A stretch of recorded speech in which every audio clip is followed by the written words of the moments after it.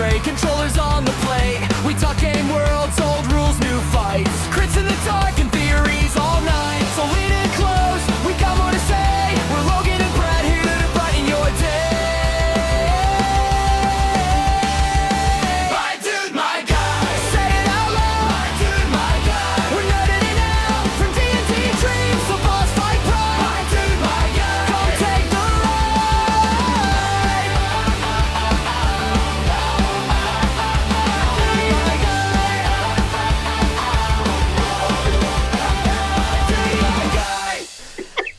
Hello everybody and welcome to My Dude, My Guy.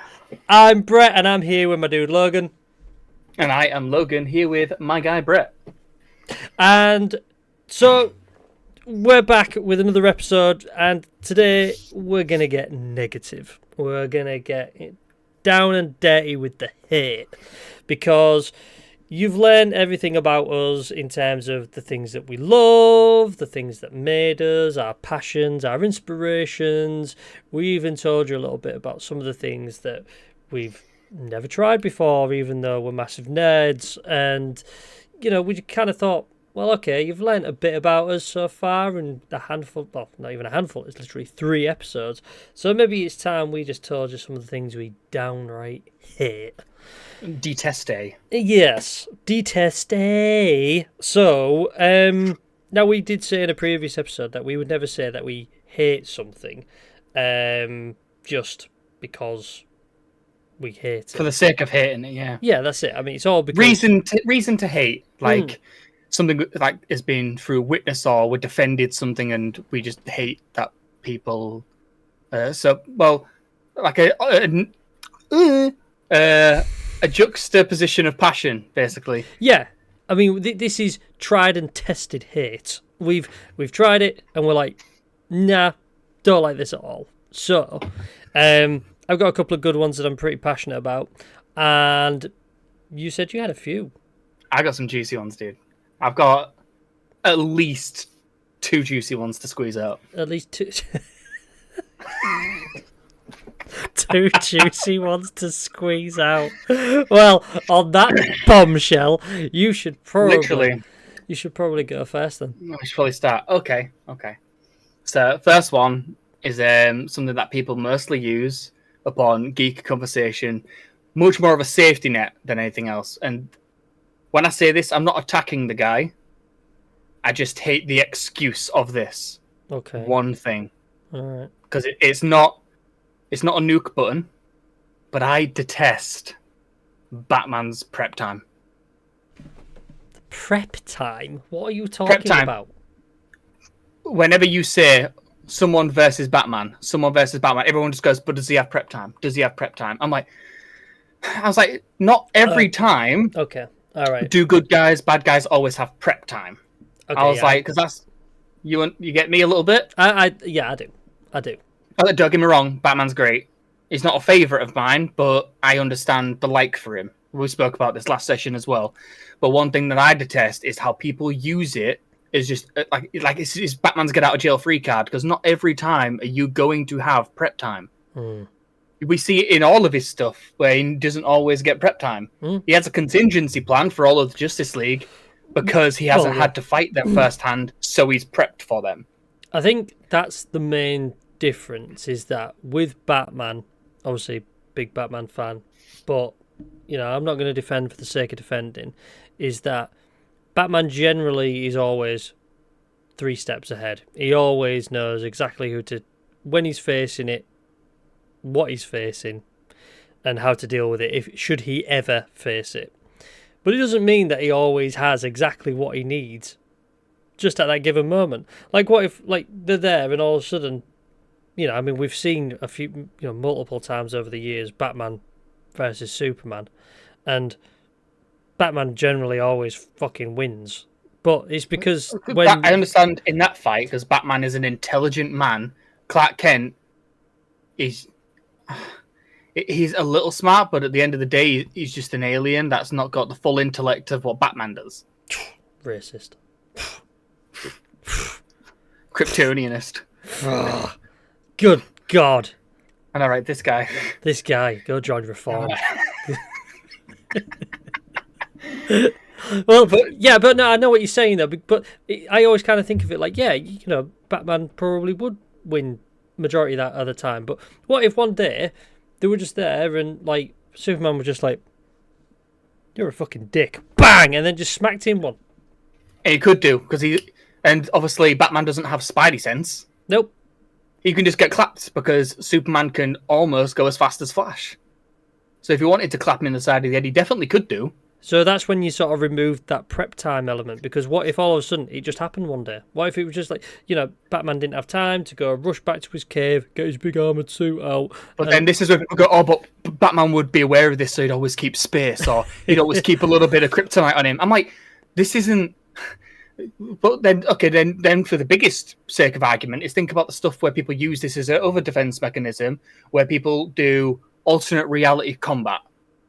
For example, a massive one with Batman is Spider-Man versus Batman, which is a massive one because on first time meeting each other, I do have to give that to Spider-Man.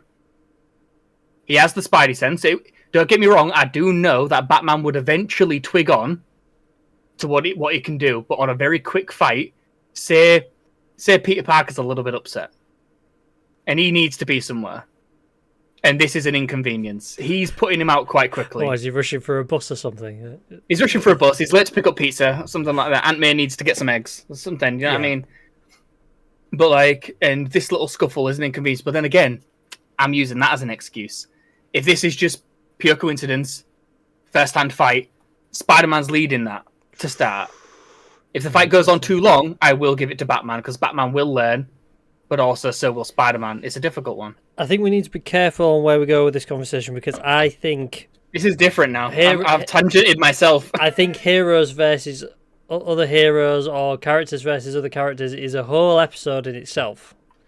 But absolutely, I do get where you're trying to get back to the main with the topic. point. Yeah, is people always use Batman having prep time to be his instant kill card. I'm like, that's not always the case because even Batman can't prepare for everything 24/7. He can have contingencies, absolutely, but on a first-hand fight with a new villain, we see it all the time when he has a new villain. He doesn't know him yet, and you can't just say, but he's always prepared. He's got the prep time. He has prep time. Or who was going to win, blah, blah, or Batman. Prep time wins. It's like, it's almost kind of like, are you outside of your mind? That's not the question. Have you ever seen the YouTube channel Nerd Science? Yes. Bits of them, like a couple of the things that they've done, yeah. Good channel. Yeah, absolutely. You know, some of it's pretty sound sort of logic with that stuff, and a lot of the time when they get that down, someone always suggests Batman versus someone. And there's been a couple of times when Batman's not come out on top, but generally speaking, Batman usually does come out on top. But that is because they do take into account his vast array of gadgets, his suits, and everything else. And because he does have some really good lateral thinking on his feet, Batman, you know, he usually just come out on top. But I do think that there is an element of, it's like, going to come on to something in a minute, but say like the Hulk.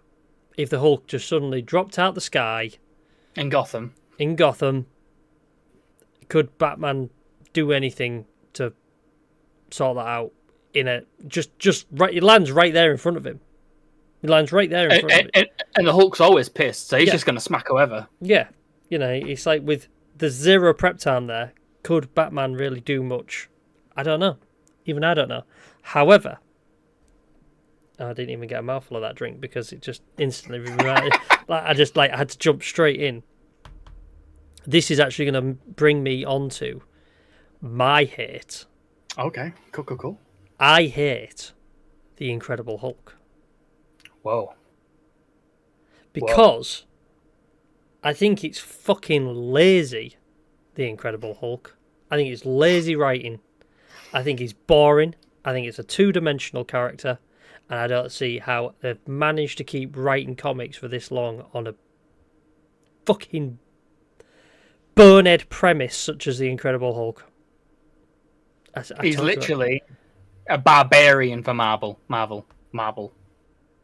I told you I was passionate about it. I seriously do. I think it's shit. I think the Incredible Hulk is shit, and I don't like how they've done him in the MCU. I don't think that's made him any more like redeeming or at all. But I'm sorry, a character whose ability is like, oh well, when he gets angry, he gets really strong, and then he goes really strong, and he goes fucking, and he loses his man. He's got no control, and then the next minute as well, it's like, oh yeah, no, but if you shoot him, he just gets more angry, so then he gets stronger. Fucking boring. Oh my god, it is so boring, right? And then the next bit, there was a bit in. This is how I feel about One Punch. Yeah. That is the exact same premise. Oh, he can't die. Oh, but whatever you do to him, it just doesn't hurt him. The more you do, it doesn't hurt him. And what does he do? Just one and you're point, gone. and it's over. So where's the excitement? Where's the yeah? And that's how I There's feel. no risk. No, exactly. What's the? It's just boring. So and the MCU have made it. They've painted him to be a flannel. Yeah, like and an idiot. He has a scrap. Yeah, like I know they did Smart Hulk, but that was scratching cloth. I wasn't a fan of that one. That was really embarrassing. Having him lose to Thanos when he didn't even have all the stones was really embarrassing. Considering, don't get me wrong, I wasn't a fan of the Hulk, but Edward Norton's Hulk, which people call the Savage Hulk, he would have gone toe to toe with Thanos in that scrap. Jesus. It was kind of embarrassing how Hulk went, 2-3 punches to Thanos, and it was just like, okay, now he's getting battered.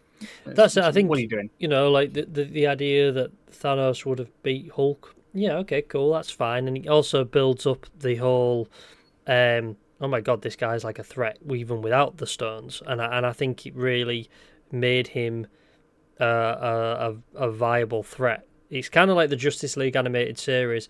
Even the people who wrote that, which were like Bruce Timm and everything, they always had fucking Superman just getting lobbed around all the time. But it was like, well, if your biggest gun is getting thrown around, then... Well, Doomsday batters him all the time, doesn't it? And Solomon Grundy as well. Yeah, Solomon Grundy. But the fact is that if your biggest gun's getting thrown around, then you've got reason to be concerned.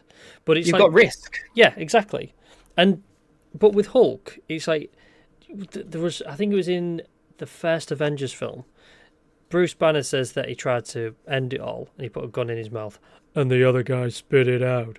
That's what he says, isn't it? And I'm like, you know what? Impression-wise, over the headphones, that sounded very Mark Ruffalo. Yeah, because he sounds... You practiced this for this one moment. Because he sounds like that and it just sounds really dull and like he I'm always angry. That's what they don't realise about me. I'm always angry. He just... Yeah, anyhow. So...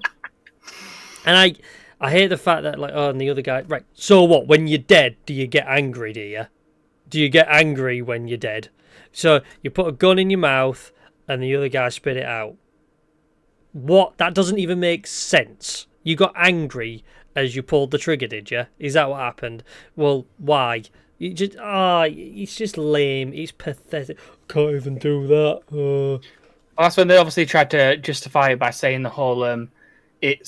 It's genuinely like two separate beings sharing a body, and the anger is just an access key. But I'm just like, that's borderline lazy writing. Just lame. I hate Considering how when they start off the concept with leaked gamma and things like that, and this gamma radiation is turned into, I was like, okay, we're building onto something interesting. Keep going, what we got. And then when he's Bruce Banner, he gets punched or slapped in the face, or someone says something and his adrenaline spikes, or just anything to get it pumping a little bit, and he's green. It's kind of like... Just honestly, okay. He can't do anything. It's just like...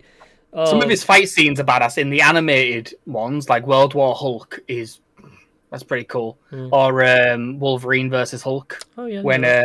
When Loki unlocks it and he has to fight with Wolverine, and Loki's manipulated his mind because he's managed to actually split Hulk from Bruce Banner. Yeah, I remember that. And then so that one, because he's got Bruce Banner locked, I was like, that was quite a cool concept, but we'll never get that on screen.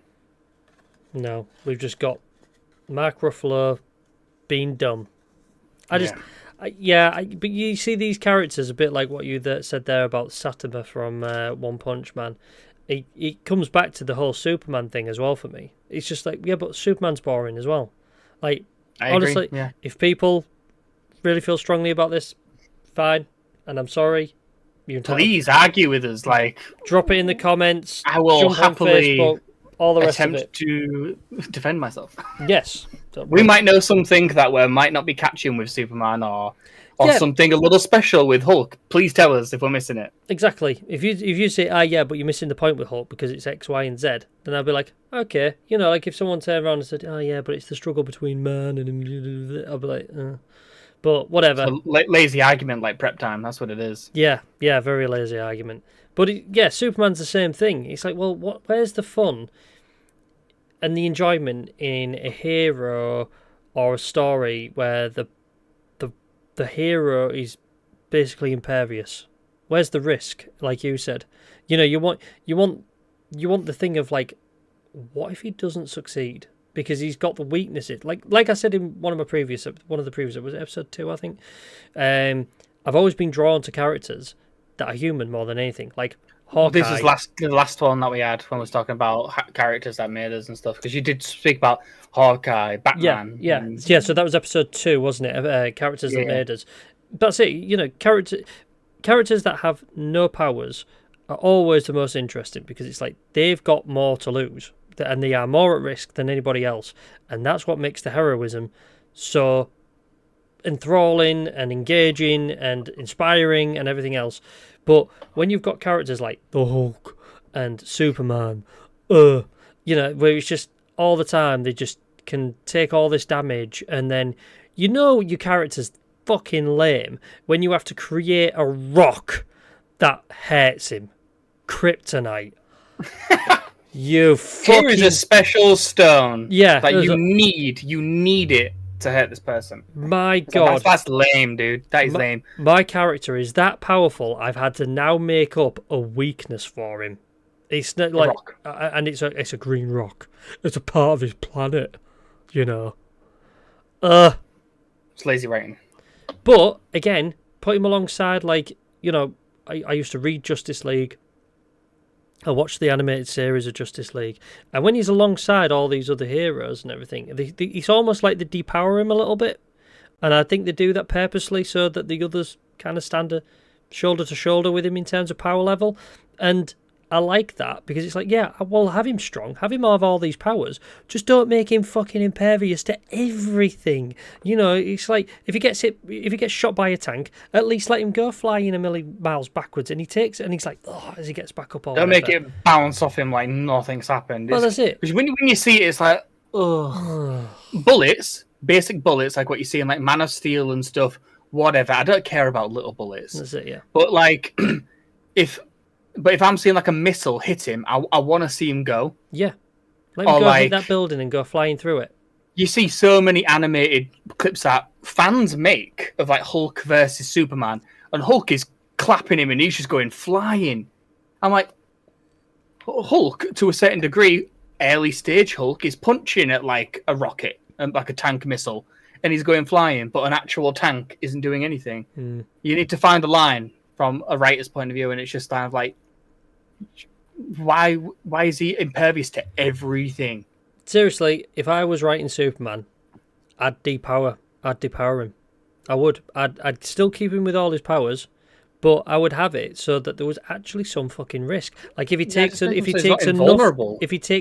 damage, he does bleed. He does get cut open, and he has a healing factor because of the sun and everything else, and that he could still have all that. Just depower him. Just make him weaker so that like he still does have the impervious and invulnerability and everything, but he's just not invulnerable to everything. He does actually take some damage, because otherwise everyone's just got this abundant supply of kryptonite with the fact that the amount of kryptonite everyone's had over the years, they could have rebuilt Krypton. It's just, you know what? It always blows my mind how people have even a fragment of kryptonite rock. I love the fact that an entire planet landed on our planet from fucking thousands and thousands of miles away. Years, absolutely light years away. And I was like, and how was Rock? Because he didn't get sent with any rock. But ironically, as soon as this man becomes an adult, everyone kind of goes, oh, we had this weird green rock land at the same time you did. Maybe This will hurt. Let's try it. About 30 years ago, I found this green rock in my back garden. I wonder if it's Lazy any man. good against Superman. You know, it's just Oh God. a good idea. It's just isn't it? it feels that's genius, you know. It's someone thought that was a good idea and that passed the writers' room. And it still does today. Yeah, consecutively we've had like 5 Supermans now, so But yeah, it's if I'd depower him. I'd depower him. And if I was writing the Hulk, I don't know, I'd probably just shit myself and give up the job. Yeah. Because I honestly don't think I could do anything with Hulk. You know, if they turn around and said, "Oh, you know, we want you to do some writing on Hulk," I wouldn't even know where to start. I'd just be like, well, we'll get that mustachioed general out. He can chase after him. I'd do it. Gets angry. Where I'd do it so it's like he's stuck in mid transformation. No, so it's like you know, with like a werewolf, it's like a mid wolf, like teen wolf. All right. And he's not like fully there, but he still has these like spats of anger and twitches. And he's he's one step on a Lego brick away from going full Hulk. Borderline, yeah, but like, and then we're kind of having to witness him try to be a hero and Bruce Banner whilst he's doing all of Bruce Banner things and Hulk things in this middle. Therefore, he's not the power of Hulk, but he's also not the intellect of Banner. So you could have an issue where he's having to go to the shop and get his groceries as this sort of biggish type thing. And he's just knocking the shelf because he's... You know when you walk through a door and your T-shirt gets stuck on the handle? Oh, so annoying. And you feel that split second that you just want to... if this door had a face, ha... But instantly he's just going to take the full shelf down, and before you know it, Iron Man's having to be like, dude, you need to come with us. Yeah. Can I just get my groceries first? It's more of a... Yeah, it's definitely a more light-hearted, non-serious way of taking the Hulk. Cozy Hulk. Yeah, because he's just a teenage inconvenience, but smart. I could get on board with that. I feel like that'd be the more fun way to approach Hulk, because now it's just kind of like, oh, genius, oh, stupid. It's that, but then it'd be nice to, because obviously we have Smart Hulk, but he's not savage. So it's bringing the Smart Hulk and the Savage together, and it's in this weird conflicted mindset of where it's literally one little thing, and he's going to smack something, and then he's got to try and balance that with after a fight and things like that, because he can't just de-escalate to Banner. All it takes is one Karen. Just one fucking Karen and... Can't park there. I'm sorry, what? What did you say? Can't park there. Fucking get out, and then bang. Is this your car? Bye! Yep. See ya! It reminded me of that She-Hulk episode where he just picks up the car and just launches the rock, and just absolutely bolts it into space. I never watched She-Hulk because she interests me about as much as the Hulk does. So you know what? That's absolutely fair. We watched She-Hulk because we was watching all of the spin-offs, and She-Hulk was the one that we watched and was kind of like, you know what? I don't think we need to watch any more of the spin-offs. Mm-hmm. If they're going to be this level of ass, I think we're okay. The only reason I was going to watch it was because Daredevil was in it, and it was like his first sort of proper... But apparently it's not even canon. He's super corny and cheesy in it. Is it not canon? I think it's meant to be, but it just doesn't feel like it, especially when you see the Daredevil clips. Well, that's why I didn't, because when I saw... Because obviously they have a romance in it. Yeah. She-Hulk and Daredevil, because that's what they have in the comics, and that's fine. I don't care about that. They at least try and touch some comic. That's all good. But the fact that you're making Matt Murdock a real cheesy dude, and he has like his little spat with She-Hulk, like a little scrap. I was like, that's a good little scrap, like very brief, like 30 seconds, if that. With some really dodgy CGI as well. Oh god! But like all of Matt Murdock's parts, it just felt real corny and cheesy. I was like, we got this Matt Murdock, and then in the Netflix things, he was dead serious. He had his couple little like light-hearted moments and his little side smirks, but nothing like this. And it's kind of like, oh god. I really hope that wasn't going to be the approach for the new Daredevil, but I still need to watch that. I've got 16 days to watch all of Daredevil and all of Punisher. Why only 16 days?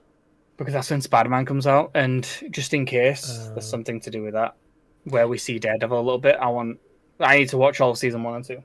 Yeah, Born Again was fucking ace. I'm That's what I've only, heard from a lot of people. I'm only part way through season 2, but what I watched of season 2 was very good. I need to finish it actually, but I got sidetracked with some other stuff. Yes. But what else do you hate? Because we're not here to talk about good things. I know. We are talking about good things, and this is what we do. We got it's like tangent. negative.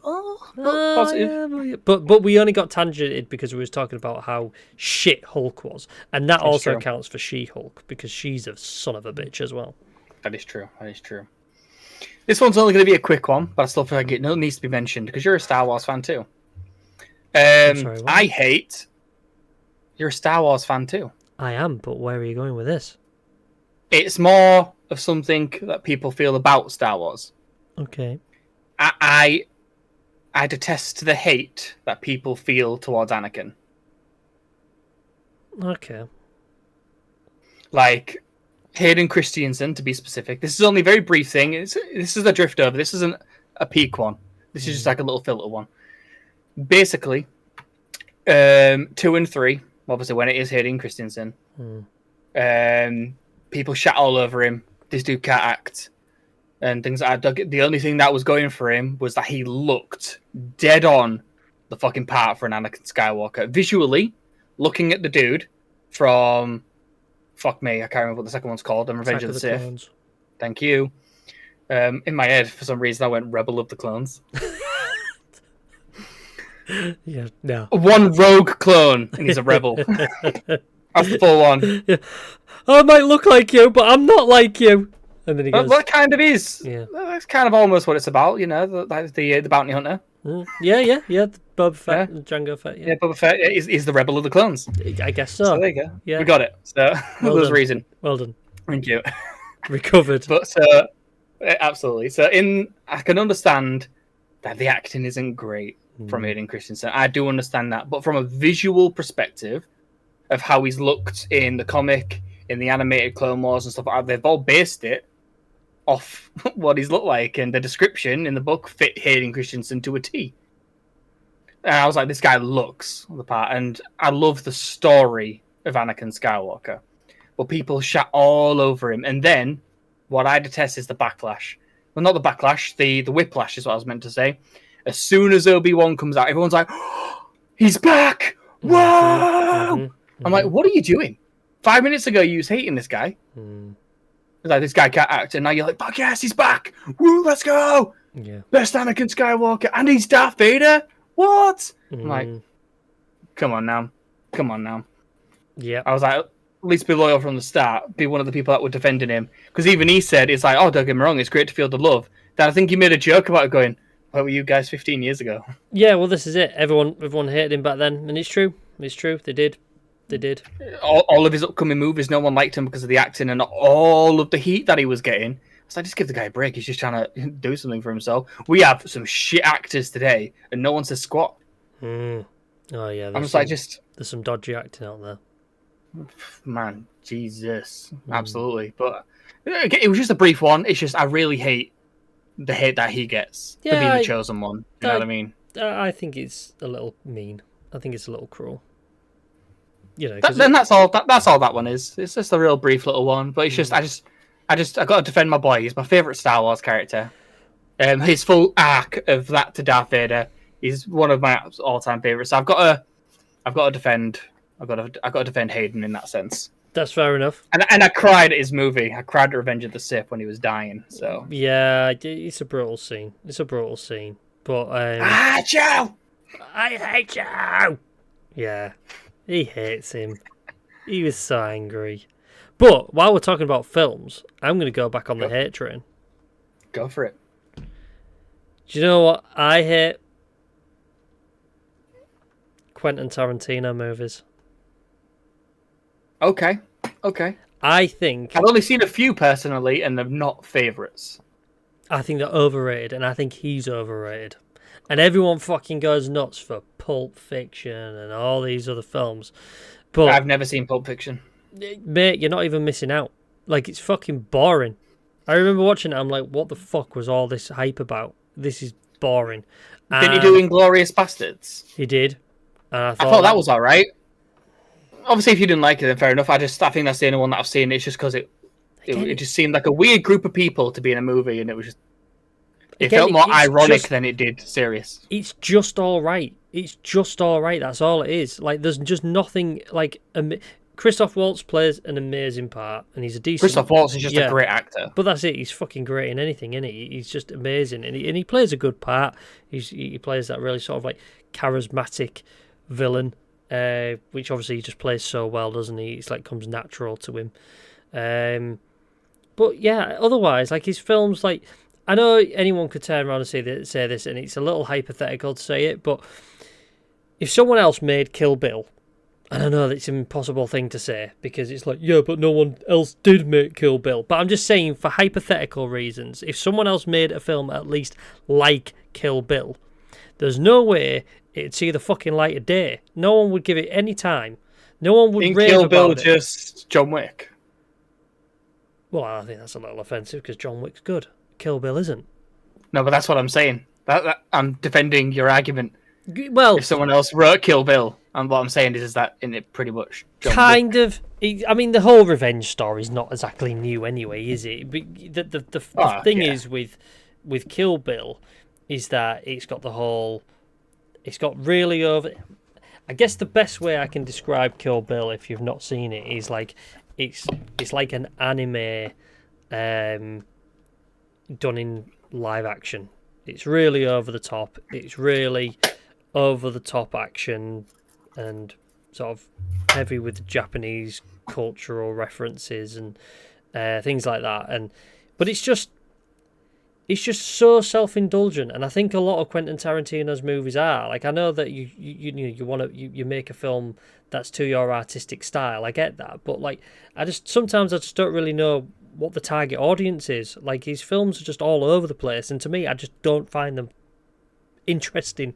I just think they're lame, and yeah, I just think he's just out there. I think he's just laughing at us half the time when he makes his films. I'm just like, he's just laughing because he's like, haha, you're all gonna watch it, and I'm gonna get all your money. You're all gonna watch it, and you're all gonna think I'm a genius again. And I won't mind, but the guy is actually a dick as well. Like, I'm sorry, he just seems so arrogant in interviews. He is. He's a prick. Like, I just don't understand why people fucking love him so much, and his films are just mediocre. I just don't get it. I think the only one I haven't seen which is probably one that I would probably like out of all of them, is Reservoir Dogs. Not seen it. Have you seen Once Upon a Time in Hollywood? Yes, and I thought that was just ridiculous. I see clips of that, and that just looks very insulting to Bruce Lee. Yeah, amongst other things. I mean, like there's the whole thing with the Manson family murders at the end of the film, and like that the events have been changed so that Sharon Tate survives and all the rest of it. And it's just like, what are we living in here? What is this film? Once Upon a Time in Hollywood, are we supposed to say that this is just another story that's come out of Hollywood that you can either believe or not believe? But it's like, yeah, but you're talking about real life events. It just don't make sense. We know that Sharon Tate didn't live. We know that all of those people got killed. It's like, it's a nice idea that that's not what happened. But I know you're not, and I know you're not making a biography either, or a documentary or whatever. But you're messing with things that actually happened, and we know they didn't. That's not how they happened in the film. It don't make any sense. I just fucking hate his films. It just stop being a fucking prick. Honestly, I don't get it. I don't get it. Maybe I'm just not like culturally intelligent enough to understand his films, but I've seen a lot of films. And I get a lot of films, and I really sort of sit there and break down films, and I'm like, wow, that's great, and all the rest of it. But guys, we are listening to a straight-up cinephile. Yes! And a straight-up fucking rant as well, because I'm telling you, these fucking films, they're just not as good as everyone goes on about them. I think the best part that Quentin Tarantino gets right with his films are his fucking soundtracks. His soundtracks are amazing. Music's great. Oh, yeah, the music in his film, always fucking brilliant. But that's the only thing that I'm going to say that's good about them. Because if anyone's going to comment on it, go for it. Tell me, You're a fucking idiot. You don't get them.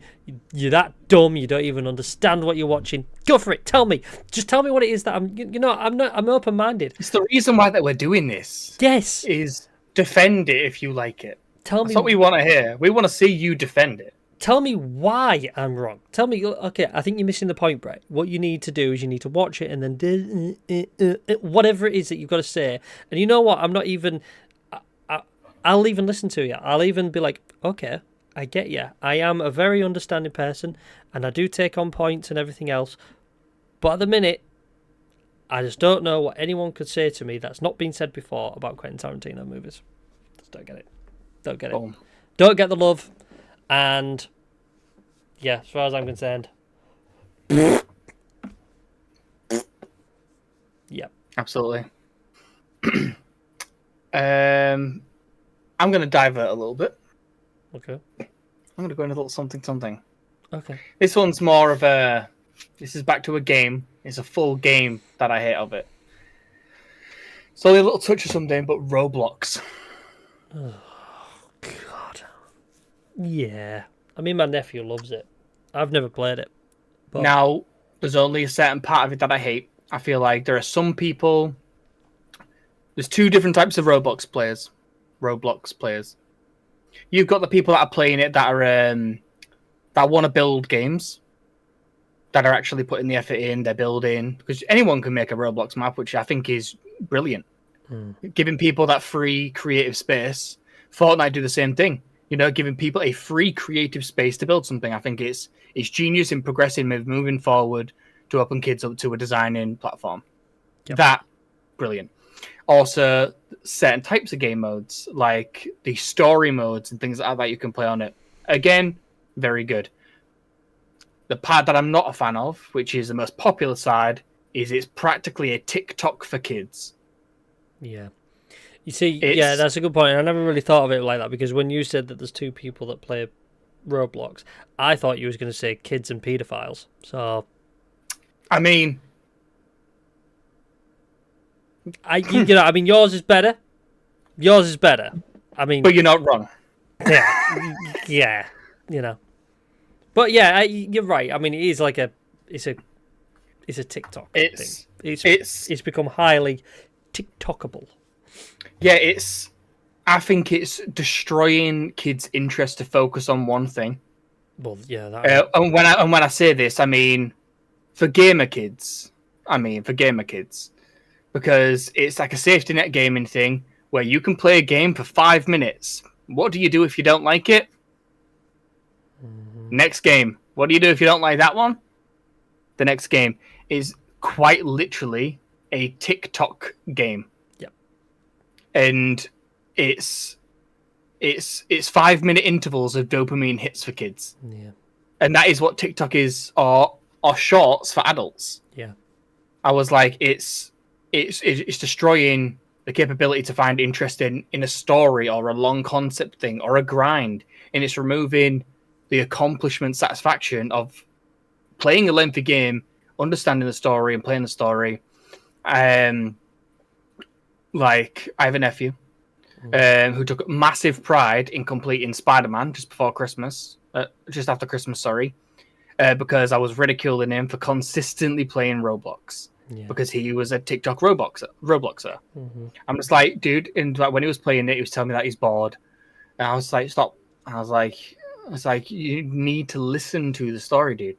He's like, but it's hard. I was like, but that's the best part almost. I was like, one, you have it on the easiest difficulty. You could stand still and not die. I have rinsed that game through heaven and high.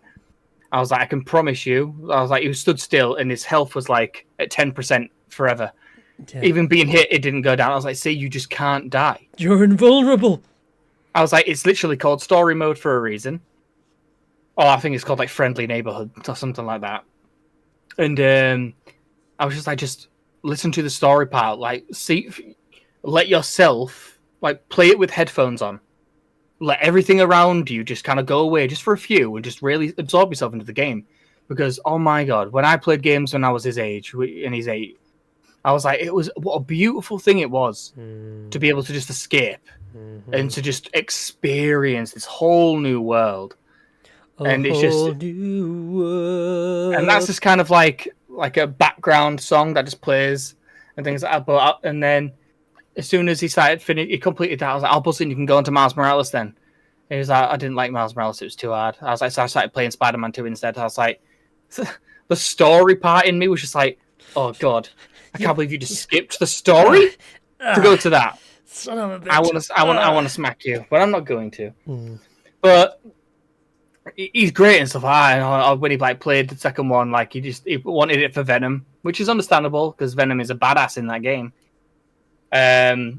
But it was just, I just feel like it's completely taking away from kids wanting to play other games, games that actually have context and story, and it's ruining that because as soon as they get bored of that, it's back to Roblox or one of what I call the big three, and the big three being Roblox, Minecraft, and Fortnite. Yep. Minecraft, I think I never find or can find something to negatively say about Minecraft. Well, it's a creative space. Yep. Everything you do on it has to consist of imagination. Yep. Like you always have to build something. There isn't a mode where you don't have to. Or even if you are playing someone's map, you've still got to do something in it that requires some form of imaginative play or something along the line. So it's like I can't help but be like, fair enough. Fortnite, it's a skill gap. I was like, you've actually got to grind for the skill to play the game. So there's that target audience. Yeah. Then you've got your creative audience, which is a different thing altogether when it comes to Fortnite. But but Roblox in itself comes down to, like I said to you before, the two players, the creative ones who are actually utilizing the platform, and unfortunately, I'm gonna wrong you do the use of the word, but abuse the TikTok Roblox players. Yeah, you got the ones that are creating games and dumping them out for the ones that are just gonna scroll it and play it, and it works, and these people get money for it, which is bizarre. Yeah, that's it. I mean, the fact that people just pump money into it. My nephew plays that and Fortnite, and my brother has managed to sort of like get him into playing some single player games because they're all he plays, and he's managed to sort of play through Spider-Man and stuff like that. And when he got into it, he was like, I really like single player games. I really like these story modes and things like that. And oh my God, and he sort of like opened up a whole new world for him, and he's loved it. So, but then it's kind of like his default, like he still goes back into Fortnite and Roblox. Yeah. And it's just like, dude, just stay away from it. Like, there's so many fucking games for you to play. Yeah, absolutely. It's like Araya plays on creative Fortnite modes, but it's like Dragon Tycoons. I think you saw one where she's she has to like collect dragons and like level them up, and it's kind of like Pokemon but dragons. So it's kind of like, okay, there's some context there. It's a tycoon at the end of the day, but you know what you're for, so it's fine. Yeah. But she sees her older nephew and her older cousin, playing Roblox, and she's like, "Oh, can I play with him?" I was like, "No." I was like, "You're not playing Roblox." I was like, "It's pretty much brain rot for games, so no thanks." And every single level consists of some form of brain rot on it, and we're very much not having that. Like, she'll ask for a new game, and now just go, complete this game that you're currently playing, even though she's 4, which she has completed like 3 games so far. I was like, then we'll look at getting you a new game. Completing 3 games, that's like nearly 1 a year for every year she's been alive. Well, yeah, absolutely. Don't get me wrong, it's games that spell it out, but I'm not against it because, again, she's 4. So it's like, I can't be mad. But it's games like she did the Bluey game. Some to help collect the stars I had to help, but the actual levels themselves, she did it herself. Oh my God, there's a Paw Patrol racing game, but you can put it on auto drive. Almost, you just have to hold the accelerator and it weaves you automatically. Nice. So she completed the full championship. And she's like, I won. I was like, I will let it slide. I'll let it slide. Yeah. Don't destroy it. Don't just go, mate, you played it on the easiest thing. It practically does it for you. Get a fucking grip. Well, I beat Black Myth Wukong, so ha. Get a grip of yourself, child. and Gabby's Dollhouse. But like, I mean, she's practically ready for Dark Souls then. That's the next step. I'm gonna try and get her onto that next, I think. Yeah. Get her on Dark Souls. She can't be any worse than me. So. Elden Ring I'm better at for some reason, but yeah. I'm not playing. But yeah, I hate Roblox due to it just being a bad thing for future gaming kids because they're just not going to play story games. And when they eventually rule IGN and other gaming platforms for reviews, all of these real amazing games are going to get absolutely review bombed, and then it's going to be crap that gets rated good. Unfortunately, but yeah. Have you got anything else that you hate? I got a couple little ones. I think we'll go for my last one, and then I'll come back to my last one as like a finisher, maybe. Okay. We'll see.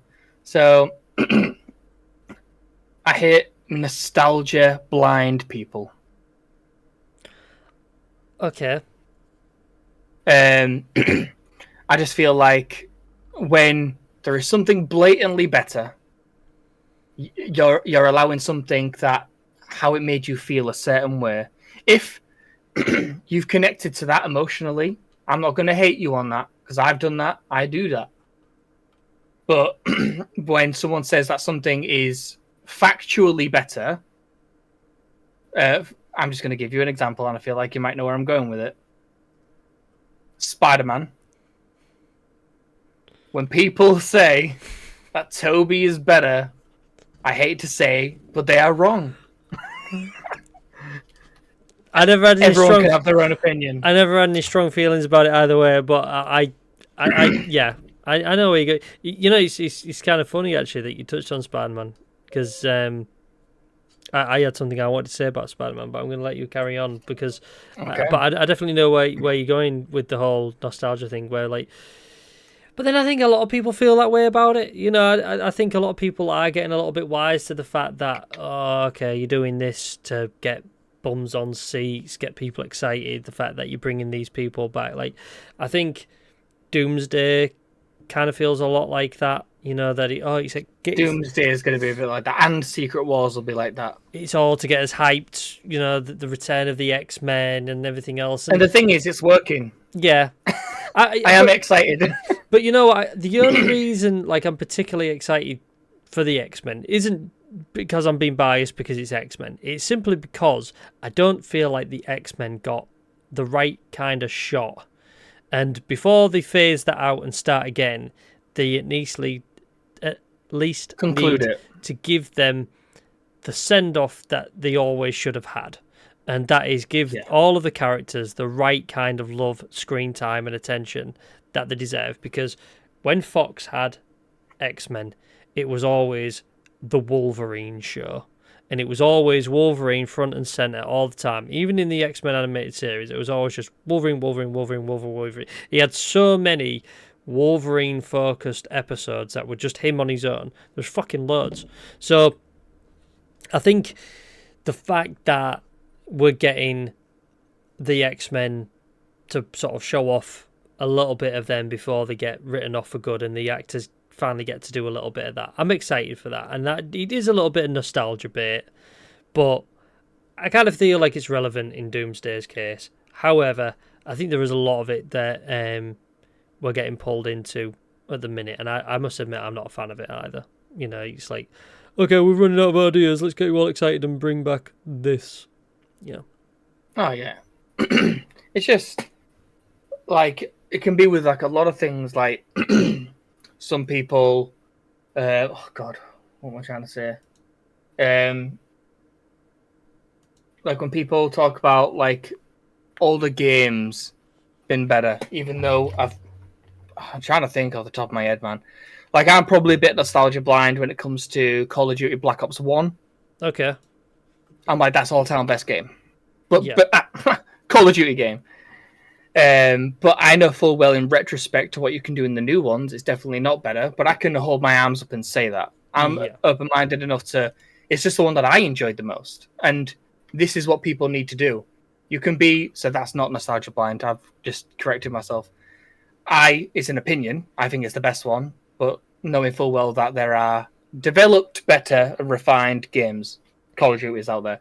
But when it comes to Spider-Man, we watched all the new ones before No Way Home came out.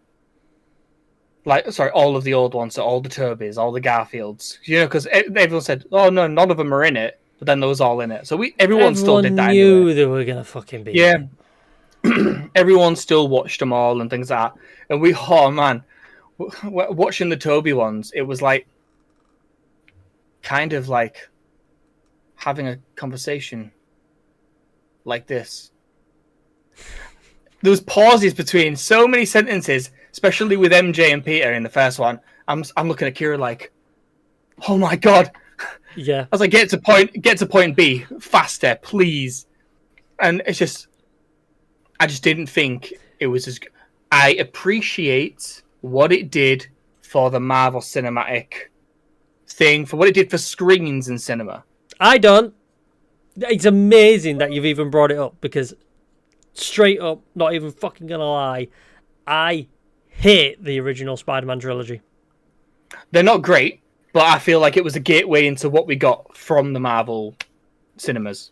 Shit. All of MCU.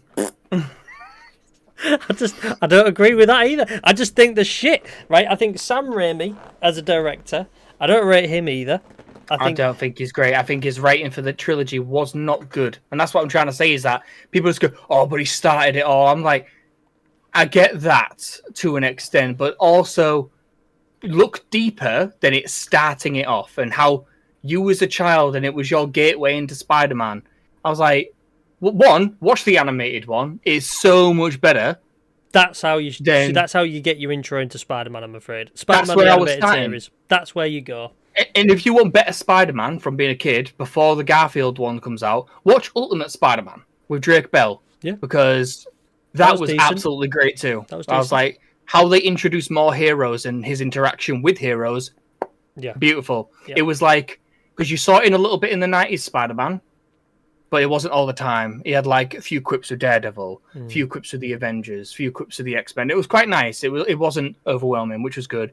With the Ultimate Spider-Man, it's obviously, he has like 1 or 2 episodes on his own, and then it's mostly with He has a lot of other characters, like the Iron Fist and all that. But it shows that in the comics, that is very much like Spider-Man. He dabbles in a lot of pockets. He's the friendly neighborhood Spider-Man. Well, and everyone only seems to do business out of New York, which is where he's based. So he's always going to be running into someone, isn't he? So because you've got Luke Cage, which defends Harlem. You've got Iron Fist, which defends somewhere else in New York. You've got these tiny little pockets of New York that have what people call the Marvel Knights. Yep. Or the New York Knights, or whatever you want to call them. And they defend that little pockets. But then you've got Spider-Man, which is just fucking New York. And then your Avengers are your grand scale and whatnot. But it was a nice little gateway into more of what Spider-Man could do. So that's what it should have been, really. And then that makes people enjoy Garfield a little bit more. The only downside to that is the writing for The Amazing Spider-Man was also dog water. You won't great. Him as a Spider-Man, when he is in the mask, his quips are great. He moves, flows, and he fights like a Spider-Man. Yeah. And it's like, cool as hell. You take off that mask. Why is Peter Parker the popular kid in school? Why is he... Obviously, he's not in the story or in the show, but why does he look like he is the coolest kid in school? I liked Garfield.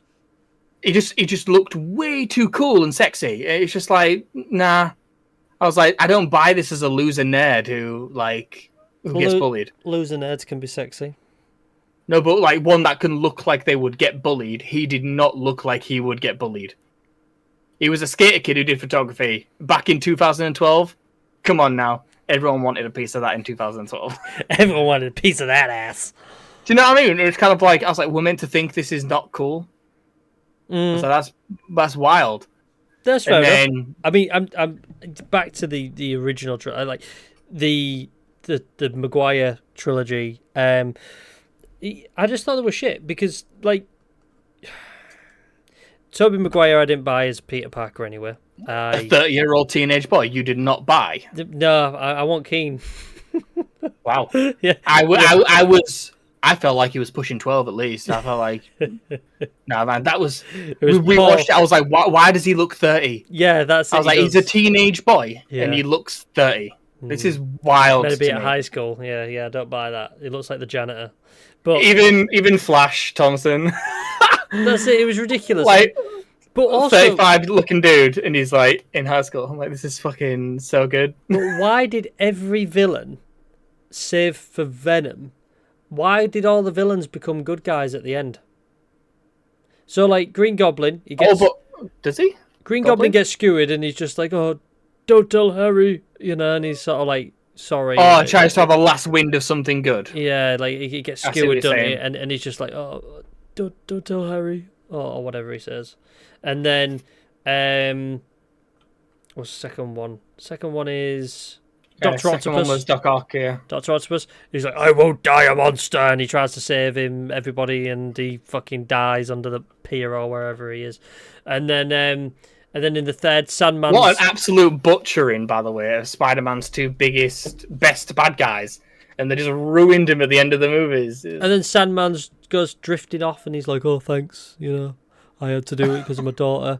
And then he drifts off as a cloud of sand. Why do they all turn into fucking pussies at the end and go good? It's just like, why? Venom's the only one that's trying to kill him at the like all the way to the end. All the way to the end until he gets blown up. Like, that's the only one out of all of those fucking villains. It's a load of shit. All those films, garbage. Sam Raimi is my next target. He's next on my hit list.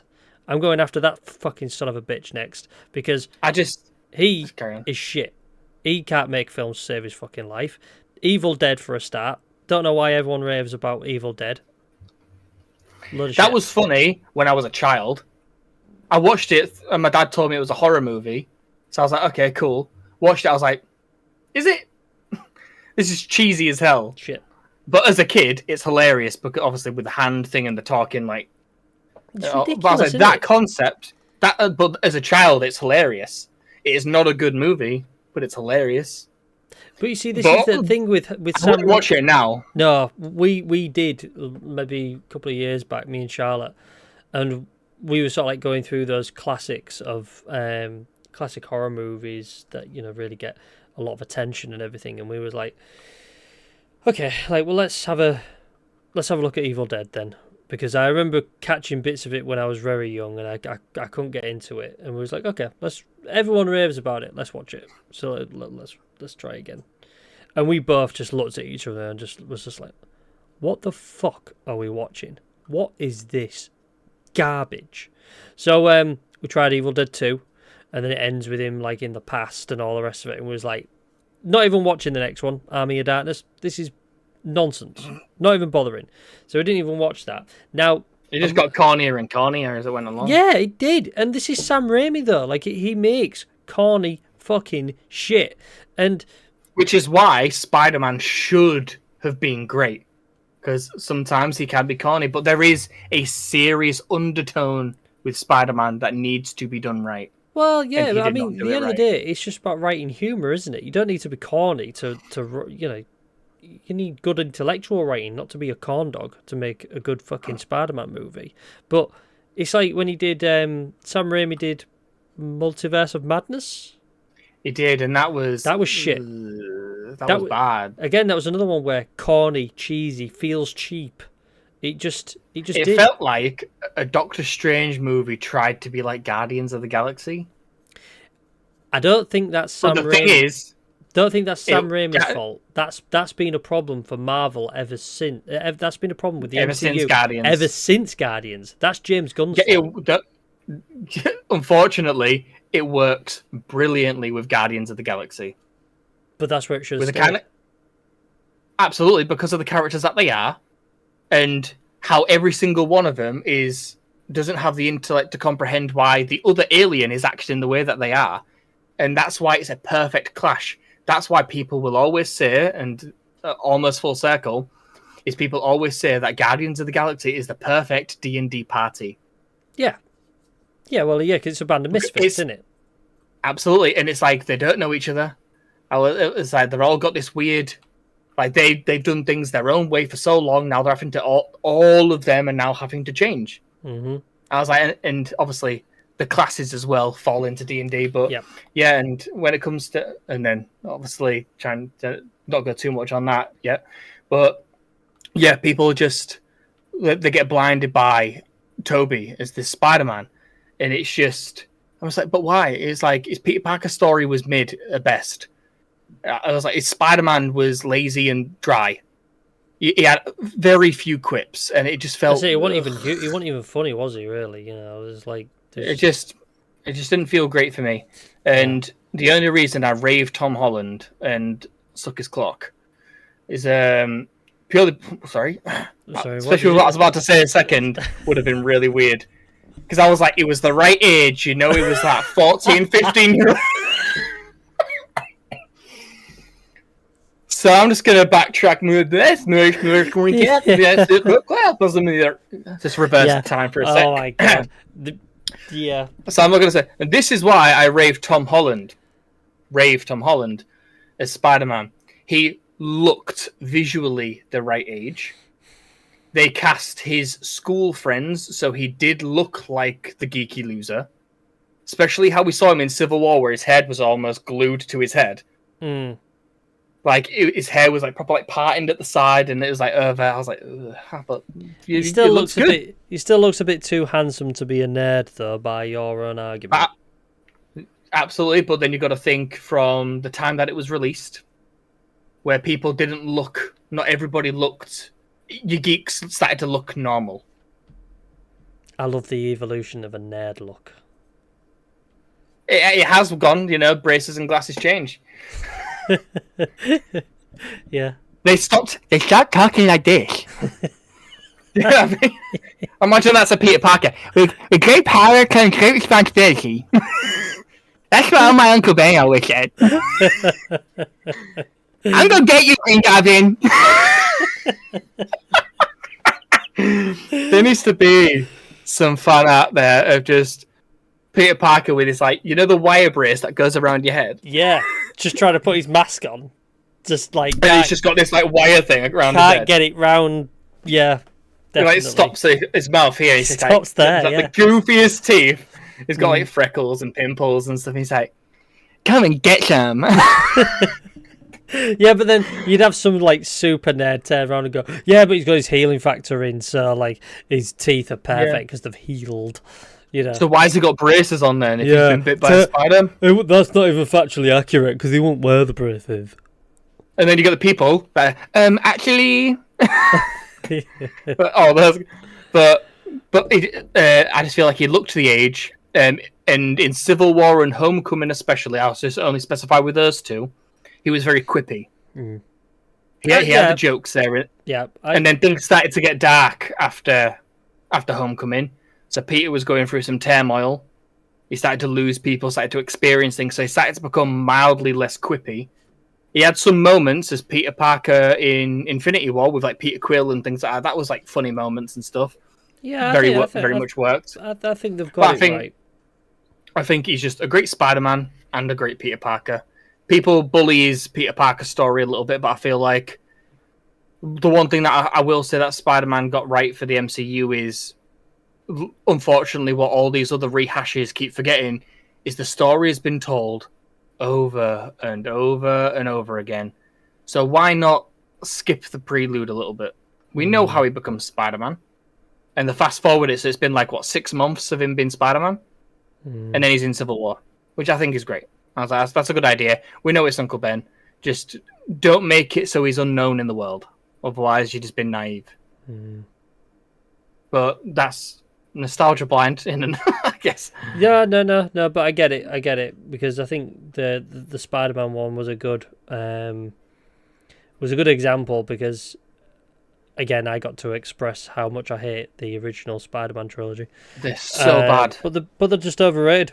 And I even thought they were overrated back in the day as well when I originally watched them. I was never a fan, and I remember like turning around and just being like, "Why is everyone loving this as much as they are? Like, this is not Spider-Man, you know." Tobey Maguire, he looks like a Simpsons character, and he just is bland. It's nothing against like Tobey Maguire as a person. Like he seems like a cool dude. But he's done some good movies. yeah, Like, as an actor, he's great. He's just not Peter Parker. Which is why I can't understand why he got it so wrong with Peter Parker. Like, he's a great actor. I really like Tobey Maguire. He's a cool dude. But he's so fucking boring as Peter Parker, and everyone loves him, and I'm just like, yeah, but do you? Or is it just the fact that it was... I guess it's a little bit like how every generation has their James Bond. It's like... Yeah, or like their Doctor Who. Exactly. It's kind of like... It's because it was theirs when they were of a certain age, when it left a This mark. comes to the whole thing, isn't it? This is becoming to the retrospective nostalgia blind. Yes. And I think it's It's because they're not respecting that something is now better.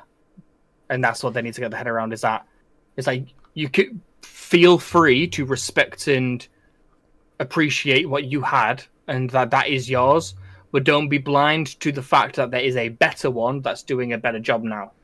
And that, and maybe that is the case, that it was never that good to start with, and that you haven't got, you need that retrospective look. I mean, it's like when you look back at James Bond, I don't know how much you know about James Bond, but like Sean Connery, then Roger Moore, and a lot of people's favourite is Sean Connery, and then it went into Roger Moore where it was like really campy and cheesy, and Pierce Brosnan tried breaking to look cool again, didn't he? You see, I like Pierce Brosnan, but then Look. I also really liked Timothy Dalton. But you see, those films were out when, I think when was Living Daylights out? That would have been in the mid-'80s. I was born mid-'80s. My grandma was a James Bond fan. That's how I was introduced to it. And then... I keep forgetting how old you are. That's not an insult. I'm just saying. I know. It's 12 years between us, but the thing is, it's ironic because I obviously my uncle's 9 years older than me, so I have conversations like this, like when I did with my uncle. So it's quite funny.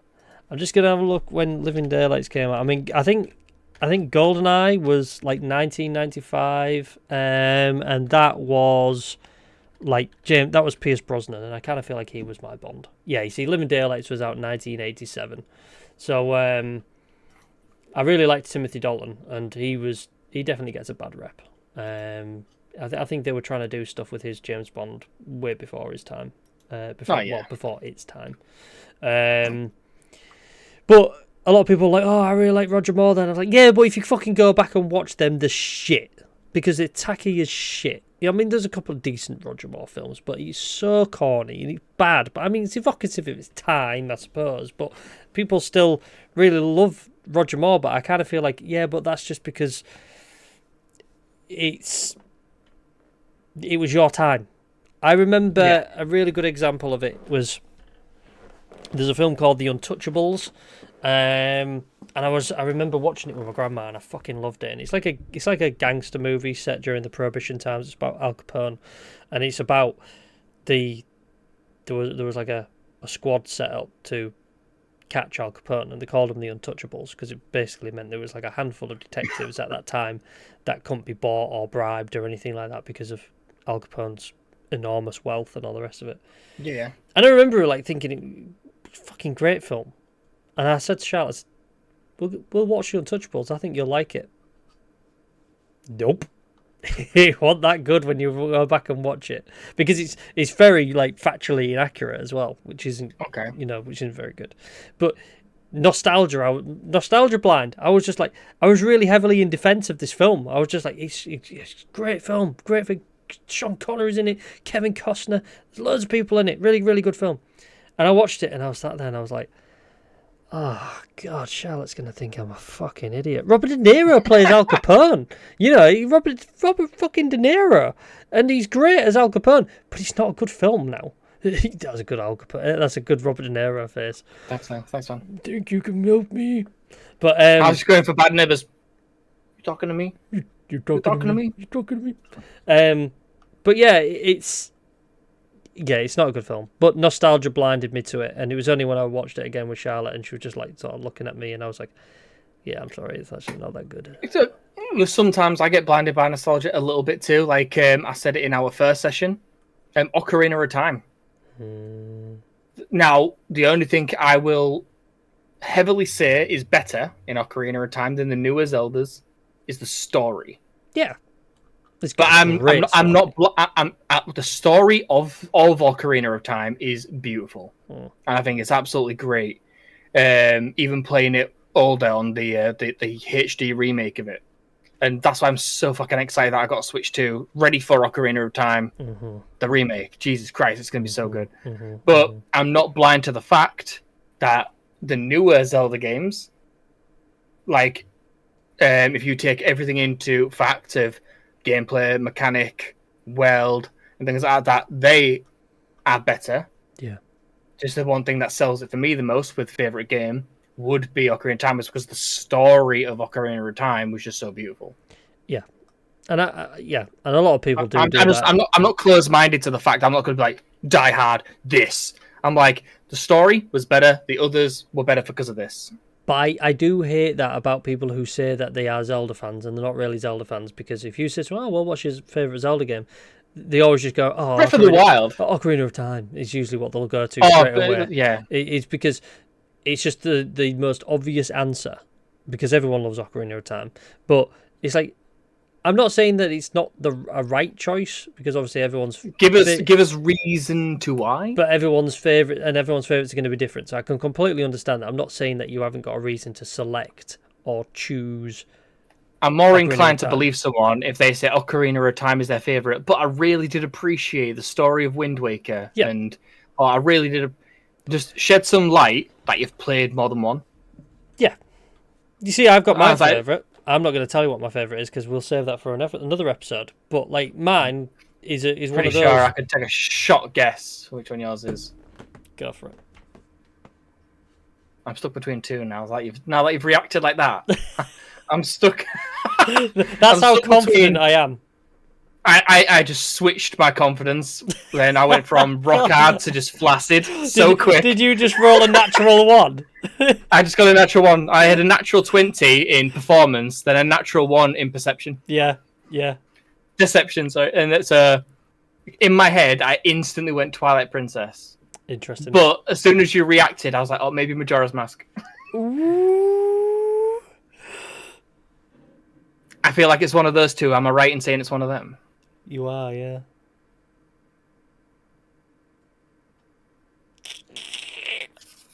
Save it. I'll save it. We will try and investigate it. Yeah. Like behind the scenes, I'm going to try and filter questions in without you realizing, to see if I can ask the right question, to see if I can pin down to which one it might be. We will have I'll filter things into D&D, and I'll wait for your reaction. If you look to the moon, it has a face. Don't you think it looks closer than usual? You see this little boy in the corner that looks like a flower. Fucking brilliant. You see a wolf with a black demon around it. that would hand be, hair. Yeah, I was going to say, with this hand coming out of its head. Yeah, that would be fucking brilliant. Just to see your reaction. Just Maybe I've got it. I think we'll do a Zelda-centered episode. Anyway, I think that'd be pretty cool. That'd be cool. That'd be a good respect to it. Yeah, I think we'll do that. So I do have another one, but we'll do more of these things that I hate, because the next one, I'll give you the topic, but we won't say it or dive into it. Yeah, I think this is something that me and you've already had a discussion about, and it's, I hate how they depowered Gohan after the Cell Saga. Not yet. After Cell Saga, I hate how they depowered him. They was bringing it to... I'm already talking about it. Oh. That's going to be a topic that I will go into. Yeah, and every episode we've done so far has found its way into Dragon Ball Z and Dragon Ball in general. God damn. But that was one... But like the more I was looking at time go by, I was like, this one's the one I'm going to be talking about for like half an hour, because we're going to talk about so many fucking Dragon Ball things. It's going to be wild. Yeah. So I'll just give the line of that one. I just hate how come to the Boo Saga, how they just kind of shat on Gohan a little bit, and I just wasn't a fan of that. I agree, and we will definitely speak about that on another one. I'm going to briefly mention the honourable mention, just because this one is actually from my wife. I was going to say, you said you had one from Kira, and this is definitely... I was talking to Kira about 10 minutes before we started this, and she was telling me about things like she hates, and one of them stuck with me. I didn't tell her anything that I was going to speak about. She kept asking what I'm going to say. I was like, listen to it and you'll find out. And then she gets to listen to this one at the end as well. So one of the things that she hates is that Batman will never kill the Joker. Damn. You know how we was having the conversation a little bit about, is Frank Castle right in what he does? Mm-hmm. And we both agreed he kind of is. Yep. But Batman's one bad guy, one villain, one nemesis that has the biggest body count, and he just won't kill him. He escapes Arkham consistently, and the one thing he won't do, even if you got someone else to do it, the one thing he won't do is kill the Joker. I was like, when she said that to me, I was like, you know what, you got a really good fucking point. It's a good point. It's a good point. I think it shows a determination of and the resolve of Batman's ethos. So I kind of I respect get why it. he doesn't, but it's just, would that not niggle on his sense of morale just to go, this guy's going to escape and he's going to kill more people? Oh, he escaped and he did kill more people. He clearly didn't have prep time for this, did he? So a little drawback to the first thing. But surely he should have had prep time for this. yeah, I mean, he probably should prepare a better and more secure prison cell, jail cell, whatever. The one thing I'll say though is that what you got to remember with this, again, I like Batman. I won't defend him for no reason. However, of course, this is where the psychology of Batman comes into it, which I really enjoy as well. This is what I love about the character, is that if he kills the Joker, where does that end? Who does he kill next? Because I've seen, obviously, when I played the Telltale Batman games, he talks about that as well, and because obviously in the Telltale games, he's friends with the Joker when he's John Doe. Yes. It's a different story, obviously. But it was a great story, the Telltale Batman. Wow. For anyone who's not played the Telltale Batman games, Telltale Batman, go get them. Man. Great take on the whole Batman story, great voice acting, great story. Go play all the them. characters, so nice seeing all of the characters have a nice little tweak and a spin. The fact that you was old schoolmates with, oh my god, I forgot his name, Cobblepot. Cobblepot, yeah. Oswald Cobblepot, yeah. Yeah, I was like, the fact that you was schoolmates with him, I was like, that's interesting. And obviously, storyline's different, but it was a nice take. And Troy Baker does a great job in voicing Bruce Wayne. Yeah, he's done a lot. He did a real good job. He's done a few things. He's done so much. He's done the Joker before, anyway, hasn't he? Yeah, and my last little defense on this whole Joker thing is, Batman will paralyze and absolutely disable goons.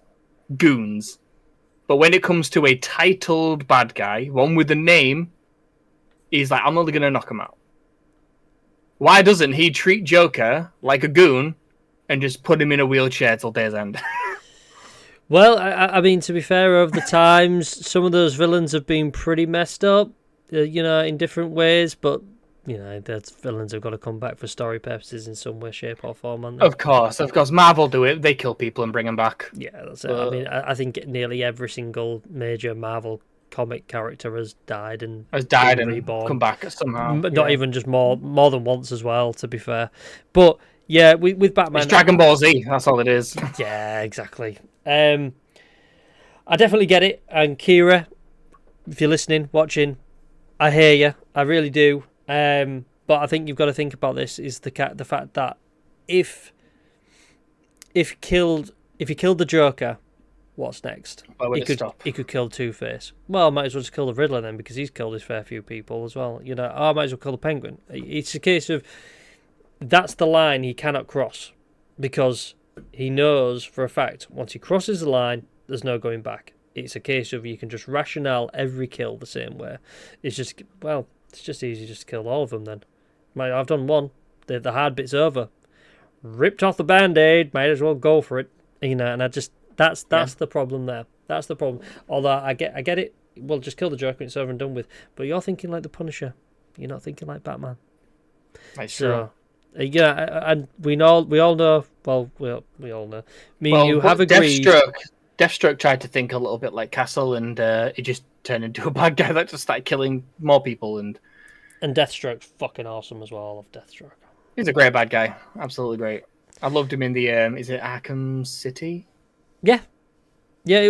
He was good in that. He was in Arkham Origins, and then he was in Arkham Knight. He wasn't in Arkham City, but great in. I mean, the hot toy I have of him in that over there is the Arkham Origins version. Love the suit, love the colours. Clean suit, clean suit. It's got such a good look. The whole blue and orange split down the fucking brilliant. I love Deathstroke. Such a It's kind of dirty. I like it when it's washed out as well, and it's not like pop in your eyes, Marvel. Yeah, this is it. It's like a nice dark blue, dark orange. It kind of works nicely, especially when you're meant to be as discreet as he is. So it kind of works. Yeah, and the fact that he's only got like one eye because he's obviously got the patch on one eye. So even the fact that his mask only has one eye, so fucking cool. I love it. Just earns it. It's like fair enough, absolutely. Yeah, I've only got one eye. I'll just make sure my mask has only got one eye. Then it's so cool. Love it. So that was a very negative episode, and I loved it. Absolutely. I wonder who It feels good to be negative sometimes, but this is how it starts being Batman. That's what it is. It is not caring. Yeah. I mean, we could be on a downward slope and going towards Frank Castle and just hating everything and just want to kill everything. Yeah, that's how it starts. That's where hate starts. That's it. We've just let it all out now. We've crossed the line. I need to buy some guns. Joking. Shame we don't live in America. This is go to B&M. That's the equivalent of a Walmart, isn't it? Asda. Well, yeah, Asda. It's like next to the pharmacy section. Yeah. It's just some firearms. Yeah. Next to the toy section with the Nerf guns. Yeah. Right behind the Nerf guns is your air rifles. Is the real ones. Yeah. Yeah. So well, that's thank God we live in... down to Asda. Thank God we live in the UK, where we're safe. And just for people that might not understand, this was a joke. Yes. I just want that. I need to put that out there just so people don't think I'm serious. Of course. Yeah, because... there is a few flakes or two in the world, so... You've got to be careful. There's people who are a little sensitive. But if they've watched all of this somehow and then got to this part, then yeah. Disclaimer. Just to let you know, we can be a little offensive sometimes, but we mean it in a jesting way. Jesting, if you will. Indeed. So, anything else from you, my dude? I've not really got, like I said, everything that was on my list at the minute that I could think of when I was writing it. But the only thing left was the Gohan one, but that's a full diversion. We need to split a session between Dragon Ball and Zelda. I think they're going to be full episodes, mate. I really do. I don't think we can do a split episode on those just things. For those out there, after we filmed our first session, we spoke for another hour and a half about the state of the Dragon Ball world. We did. And we instantly went, we should have just pressed record again. We did. Yeah. Because we've genuinely had a conversation like this. This is literally just how me and Brett talk. Literally. And that is why the podcast started. Because of conversations like that. We just wanted to involve you guys. I feel like, why not get another person's opinion and another point of view, spread the word, and have interesting, light conflict conversation. Yes. Argue with us or, against us. It's fine. Yeah, I mean, or agree with us. So it's all... I'd love to hear what people think about our opinions. I'd love to hear people say, yeah, but you know what? You're wrong. Just so I could be like, okay, well, why? Even if you just want to gaslight and just say you're wrong, just do it. Yeah, and rage bait us. Yeah, then we can put that on our next I hate. Yeah. I hate being rage baited. I hate being rage baited. Why? Because it's fucking working. So, yeah. Yeah, you triggered me. You said you didn't agree, but you didn't even specify which one you disagree with. Just disagree. Yeah, just no Did you disagree with Brace's Spider-Man? Yeah. Because I think that's a great idea, and we should pitch that. So yeah, I think it should be in an animated series. Absolutely. Like, ignore whatever they're doing with Spider-Man and the animated one now. That whole... It's meant to be the prequel. That was kind of a little touchy rough. Not watching that. And instead, bring a Brace's Peter Parker into the fray. I think more people are ready for that. Absolutely. It's much more tongue-in-cheek and I feel like people are ready to laugh again. I do. Bring some joy to this world. Imagine, Peter Parker's friends with this real cool kid, Harry Osborn, and you just got this absolute geek that likes to read comics and about Captain America, and he's boy obsessed with him, and he plays Warhammer and D&D and video games and plays with Legos. This guy sounds lame. He's like, hey Harry, you want to come to my house later and play with my Legos?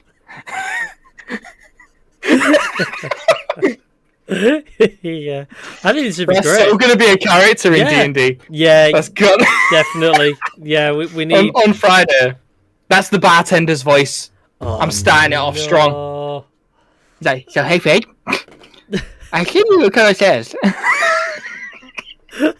No, I can't. It's too serious right now. It's got to be the next scene. I was gonna say we're at a really crucial point right now in the. It's a pretty serious city that you're in, so you can't.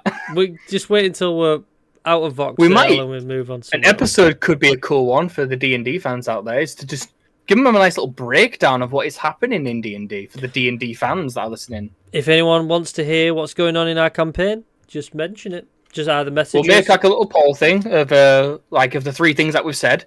So a Zelda one, a Dragon Ball one, or a D&D one, and then we'll do a poll of those three, and which ones you guys choose, that can be the next one. That could be a good idea. Yeah, tell us what you want to hear. I mean, indeed, if it ends up in a deadlock, then we're fucked. But yeah, just tell us. It'll be cool to hear. If it's a deadlock, we choose. Mm-hmm. We'll get you decide. Please stop. Please stop. You know for a fact it could be so much worse. Oh, of course I do. Of course. Do you remember the black market? Oh, you know what? You can't even do that voice on here. I can't do that one on offensive. here. That's too. Yeah, I genuinely couldn't do that. I really want you to, but someone's gonna get offended if you do. Oh, that I voice. want to so bad. Please. Don't. We might have to make it a separate short so we can take it down if we need to. It'd be like a deleted scene. In fact, actually, maybe what we'll do, we'll do it after we've signed off, and maybe we'll hold on to it, and then maybe one day when we do a Patreon or something like that, you can have access to some of our most offensive stuff. You know what we could do is, on like Facebook and stuff, it says before the video starts, video contains sensitive imagery. Yeah. And then they have to click accept, and then it's your own fault for listening. Yeah, we're going to put the onus on you. And then offense can only be taken, not given. Mm-hmm. Doing the old switcheroo. Putting it on you. Haha. It's your fault. Boom. You're offended and it's your fault. Indeed. I'm an actor, so nothing's really offense anyway. I try to do everything to a modest, respectable sense-ish. Yeah. Well, yeah. I mean, it's culturally accurate what you're doing. Yeah, I wasn't being, even in the campaign, I wasn't being derogatory with it. I was being quite natural. They just had an accent. The thing is, we're talking too much about it. We're trying to say bye. We're talking too much about it, and no one has a fucking clue what we're talking about. So we need to stop. So we're making it seem way more offensive than it actually is. Yes, if you just probably did it's really not that bad. No, that's it. We're blowing this way out of proportion. So look, listen. If you've not got anything else, my dude, have you got anything else you'd like to share? Oh, one thing that we do need to say though is that we do need to say, please go and check out our social media pages. So we've got at my dude, my guy podcast on Instagram, and of course if you just search for my dude, my guy on Facebook, you will find us. Join us on there. You can use that for discussions if you want to tell us what you thought to the last episode, the latest episode, the episodes that have passed, any episodes that you'd like to see, anything that you'd like us to discuss. You can just do it on there. On YouTube, which is on my gaming channel, which is at Minigrims, you can find the video version of the podcast on there, and of course leave us comments on there if you've got anything that you'd like to share about the episodes. Like and subscribe. Thanks for that. You'd save me a job. And But yeah, and another thing as well is if you can please, if you've enjoyed the podcast, you're enjoying the podcast, just please think about leaving it a rating on your chosen platform. So whether that's Spotify or Apple Podcasts, just think about giving it a rating, even a review if you'd like to take just a moment just to write some words to say if you've been enjoying it or not, because you don't realise how important those kind of things are. Just like on YouTube, giving it a like, a thumbs up.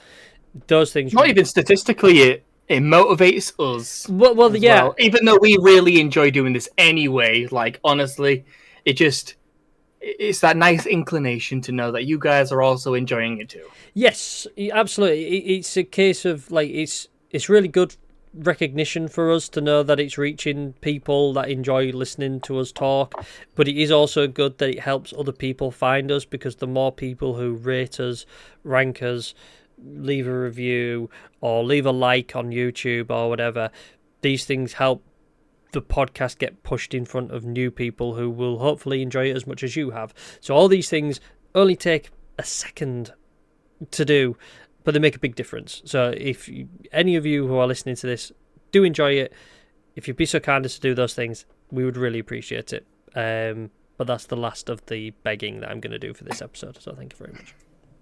But if you've got nothing else, Logan, then I suppose it's time for us to say goodbye. I indeed have nada. Same. I've had my rant and I am done. So I'm going to say... No, we've shared our hatred and love for some stuff, so... Yes. I feel purged, almost. Yes. Until the feel next time, cleansed. of course. Yes, of course. So, goodbye, my dude. Goodbye, my guy. And goodbye, everybody else. So, thanks for watching and listening, and we'll see you real soon. Thank you. Goodbye. Bye. Bye. My dude, my guy.